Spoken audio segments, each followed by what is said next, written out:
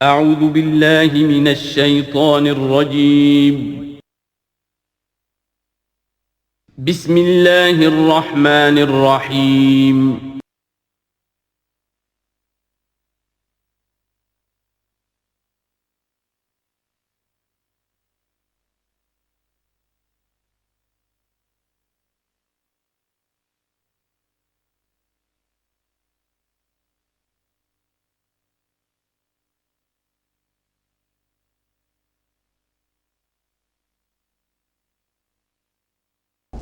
وَمَنْ يَرْغَبُ عَنْ مِلَّةِ إِبْرَاهِيمَ إِلَّا مَنْ سَفِهَ نَفْسَهُ، اور ایسا شخص کون سا ہوگا جو ابراہیم کے طریقے سے منہ موڑے۔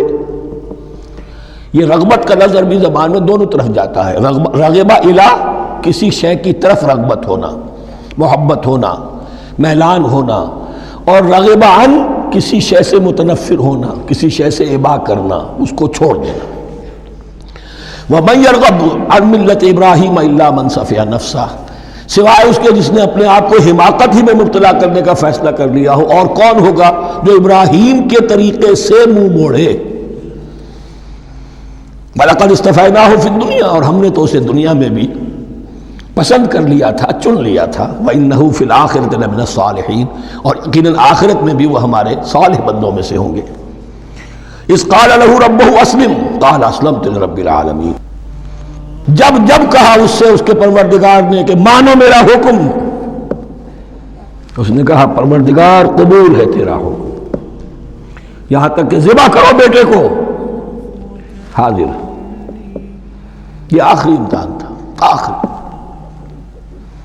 100 برس کی عمر میں، 87 برس کی عمر میں دعائیں مانگ مانگ کر بیٹا لیا تھا اسماعیل۔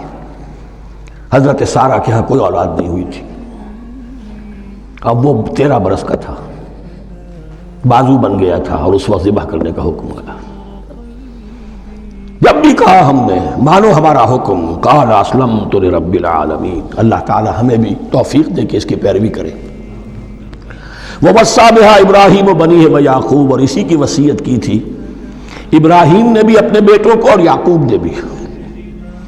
یا بنی، وہ کیا تھی نصیحت؟ اے میرے بیٹو، ان اللہ اصطفیٰ لکم الدین، دیکھو اللہ نے تمہارے لیے دین کو پسند فرما لیا ہے۔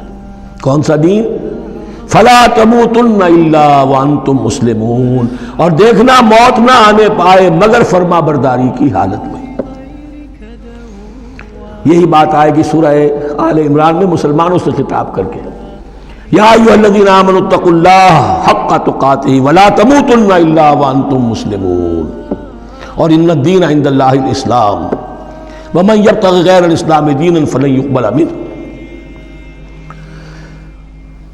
ام کنتم شہداء اذ حضر یعقوب الموت، کیا تم اس وقت موجود تھے جب یعقوب کی موت کا وقت آیا؟ جب آدم کی یعقوب پر موت، یہ لفظی ترجمہ ہوگا، اذ حضر یعقوب الموت اذ قال لبنیہ ما تعبدون من بعدی، حضرت یعقوب نے اپنے سارے بیٹوں کو جمع کیا، 12 کے 12، اور مصر میں پہنچ چکے تھے یہ حضرت یوسف علیہ السلام کے ذریعے سے، جو سورہ یوسف میں ساری کہانی آئے گی، وہاں انتقال ہوا۔ تو انہوں نے اپنے بیٹوں کو جمع کیا، اذ قال لبنیہ ما تعبدون من بعدی، میرے بعد تم کس کی پوجا کرو گے، کس کی پرستش کرو گے؟ یہ بات نہیں تھی کہ انہیں معلوم نہیں تھا، لیکن یہ کہ ایک میثاق، قول و قرار اور پختہ کرنے کے لیے۔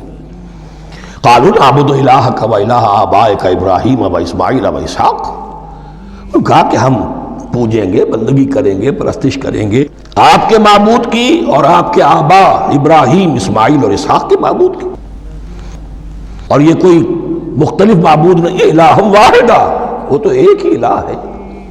وَنَحْنُ لَهُ مُسْلِمُونَ، ہم اس کے لیے اس کے سامنے سر جھکاتے ہیں، اسی کی فرما برداری کا اقرار کرتے ہیں۔ تِلْكَ أُمَّةٌ قَدْ خَلَتْ، یہ آیت 2 مرتبہ آئے گی اسی رکوع میں۔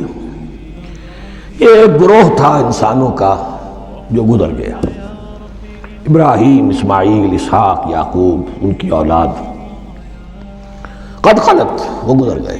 لہا ما کسبت ولکم ما کسبتم، ان کے لیے تھا جو انہوں نے کمایا، اور تمہارے لیے ہوگا جو تم کماؤ گے۔ یعنی یہاں پدرم سلطان بود کا کوئی مقام نہیں ہے. ہر شخص کے لیے اپنا عمل، اپنا ایمان، اپنی کمائی. وَلَا تُسْأَلُونَ عَمَّا كَانُوا يَعْمَلُونَ، تم سے یہ نہیں پوچھا جائے گا کہ وہ کیا کرتے تھے، تم سے پوچھا جائے گا تم کیا کر کے لائے ہو. تو راچے ہے پدرم سلطان بود، تو راچے ہے. تم کیا ہو بھائی؟ تو اپنی بات کرو. باپ تمہارا سلطان تھا، ہوگا.